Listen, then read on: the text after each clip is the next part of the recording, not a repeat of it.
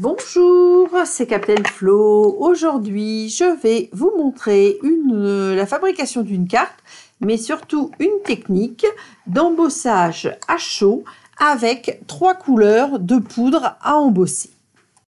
Pour cette carte, je réutilise un plioir qui est un grand coup de cœur pour moi. Je vous l'ai déjà montré lors d'une vidéo le 24 octobre. Donc, si vous voulez vous y référer, forcément, c'était le même matériel, mais c'était pas le même thème de vidéo. Donc, ce plioir, c'est Forêt de conifères.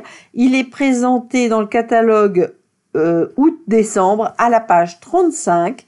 Et malheureusement, je trouve qu'il n'est pas du tout mis en valeur. La photo est vert, on dirait sapin ombragé, et on ne voit quasiment pas le plioir. Alors, si on ne fait pas attention aux créations qui sont proposées juste à côté, moi je sais que beaucoup de mes clientes étaient passées à côté, et c'est parce qu'elles ont vu mes créations qu'elles l'ont quasiment tout acheté, parce que vraiment il est magnifique. Enfin bon, il faut reconnaître quand même que moi j'adore les arbres, donc dès qu'il s'agit d'arbres, en général, je craque. Bon, comme d'habitude, j'ai été un peu trop bavarde. Donc, sans ça, au niveau matériel, c'est simple. Moi, j'ai choisi un papier métal brossé, là, qui est aussi dans le catalogue août-décembre et que j'aime beaucoup. Donc, j'ai pris le ton le plus cuivré. Ces papiers sont présentés à la page 45 du catalogue. J'ai pris un format de 14 sur 21 et j'ai plié à 10,5 dans les 21. J'ai ensuite pris un papier de 10 sur 13,5 en bleu nuit parce que je voulais que mes sapins ma forêt de conifères en 3 couleurs en poudre embossée ressortent bien sur, par exemple, un fond de nuit, on va dire. Alors, avant toute chose, je vais commencer par faire le texte. Donc, j'ai choisi le tampon Joyeuse Fête. Alors, qui vient des tampons Chouette Pensée du lot du même nom, Chouette Pensée, c'est-à-dire la série des chouettes avec les cadres qui sont prévus pour les fêtes Halloween, mais qu'on peut détourner aussi pour des cartes d'anniversaire, parce que moi j'adore ces petites chouettes. Ce lot est présenté à la page 62 du catalogue août-décembre. Voilà, donc là, j'ai passé l'embossing buddy qui malheureusement a disparu du catalogue sur toute la surface du papier bleu nuit. Ensuite, j'ai ancré à la Versamark le Joyeuse Fête et je l'ai posé sur le papier bleu nuit. Par sécurité, je referme toujours les petits pots et j'ai choisi de la poudre à embosser cuivre pour le titre de Joyeuse Fête. Me revoilà une fois que ça a été chauffé.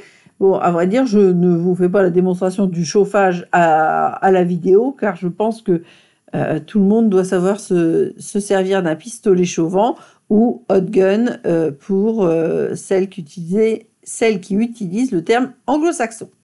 Donc là, je prends le côté en relief du plioir Forêt de conifères, c'est-à-dire ce que Stampin' Up décide être l'arrière du plioir. Pour rappel, la marque Stampin' Up est toujours sur l'avant du plioir. Donc là, avec la Versamark, je vais mettre de la Versamark sans appuyer trop fort sur l'ensemble des sapins et en évitant évidemment la partie supérieure au sapin. Je vais placer mon papier bleu nuit au bon endroit pour que, évidemment, les sapins ne tombent pas sur mon texte Joyeuse Fête. Je passe à la machine de gaufrage et je reviens tout de suite. Donc voilà, c'est fait. Donc la Versamark est une encre transparente qui va coller la poudre à embosser que nous allons chauffer ensuite. Donc ça ne se voit pas comme ça. Donc je retire le plioir, je le mets de côté. Alors que ça soit la Versamark ou des encres Stampin' Up à l'eau, ça se lave sous l'eau tiède sans problème. Et ensuite, évidemment, vous le séchez bien avant de le ranger. Donc, moi, j'ai pris une cuillère à moka. Si vous n'avez pas de cuillère à moka, vous pouvez prendre une cuillère à café, mais surtout, vous n'allez pas remplir cette cuillère. Et vous allez poser la poudre à embosser de manière partielle sur l'embossage que vous avez réalisé à la Versamark. Donc je commence par le cuivre, mais j'en mets que un petit peu. Ensuite, je vais passer à l'argent. Et quand j'aurai fait les 2 premières couleurs, là, je peux recouvrir avec la 3e. Donc, bien évidemment, je mets une couleur, je récupère l'excès, je le range dans mon petit pot, je le ferme. Je mets l'argent, j'enlève l'excès, je récupère, je range dans le petit pot et je ferme. Et enfin, je peux, pour la dernière couleur, celle que j'ai choisie pour moi, or, là, je recouvre le tout et j'enlève l'excès, je récupère, je mets dans le petit pot et je referme. Bon, ça demande juste un tout petit peu de méthode et d'organisation. Et donc, essayez de garder de la place, entre guillemets, pour les 3 couleurs. Parce que si vous mettez trop d'une couleur, bah, ça sera une couleur forcément fortement dominante par rapport aux 2 autres. Ça, ce sont des techniques que j'ai déjà apprises à mes clientes ainsi qu'à mes filleules. Et c'est vrai qu'elles avaient toutes beaucoup aimé le résultat. Bon, à l'époque, c'était avec le tampon, je crois qu'il s'appelait Dans les bois, avec comme des bouleaux, là, comme des bois de bouleaux. C'est bon, toujours ma passion des armes. J'adorais aussi ce plioir. Donc, tout à l'heure, j'ai dit tampon, mais bien évidemment, il ne s'agit pas d'un tampon, mais bien d'un plioir. Voilà, donc j'ai mis les 3 couleurs. J'enlève donc l'excès d'or, qui est donc la 3e couleur que j'avais choisie. Je vais bien évidemment, comme les autres fois, récupérer l'ensemble. Alors moi j'ai des petites feuilles comme ça que je garde, que je plie, que je range avec mes poudres à embosser, ma Versamark, mon embossing buddy, comme ça c'est pratique. J'ai tout au même endroit sous la main. Et je leur mets une fonction. Donc là, c'est les poudres à embosser. Et ça peut très bien être des paillettes à l'époque où il y avait des paillettes, ou la fameuse poudre collante dont je vous parlerai en janvier et qui sera à associer avec les flocons de dorure.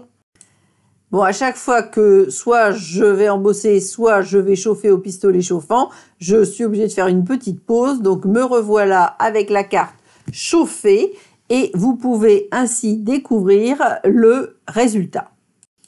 Alors, j'essaie de le mettre relativement près de la caméra pour que vous puissiez voir qu'il y a et le cuivre et l'argent et l'or. Donc, l'or étant la couleur que j'ai mis en 3e, c'est normal que ça soit celle que l'on voit le moins. Mais je voulais qu'il y ait un contraste entre le cuivre et l'argent, donc c'était le choix que j'avais fait de mettre l'or en dernier. Voilà. Donc, ce n'est pas une technique très difficile. Bon, il faut juste avoir les poudres à embosser, bien évidemment, mais ça donne vraiment un résultat très réussi, un effet waouh, et en général, les gens qui l'ont testé l'ont apprécié et adopté. Alors, je vous ai montré de près le papier métal brossé qui est donc dans le catalogue août décembre et que je trouve très joli parce que vraiment on a un effet comme si ça avait été du métal poli, etc. L'autre avantage, c'est que il y a un côté métal brossé, de l'autre côté c'est blanc. Donc, lorsqu'on s'en sert pour une carte, eh bien, on a bien à l'intérieur du papier blanc et c'est plus facile pour pouvoir écrire un mot. Donc, avant de coller le papier bleu nuit sur le devant de la carte, je vais ajouter un petit ruban vers le bas pour faire un petit ajout parce que la carte me paraît trop simple. Comme à chaque fois, je positionne d'abord mon ruban. Là, j'ai fait le nœud, j'ai coupé des biseaux parce que j'aime mieux le ruban en biseau. Je vais mesurer donc et je vais poser un double face au dos à 3 cm du bas.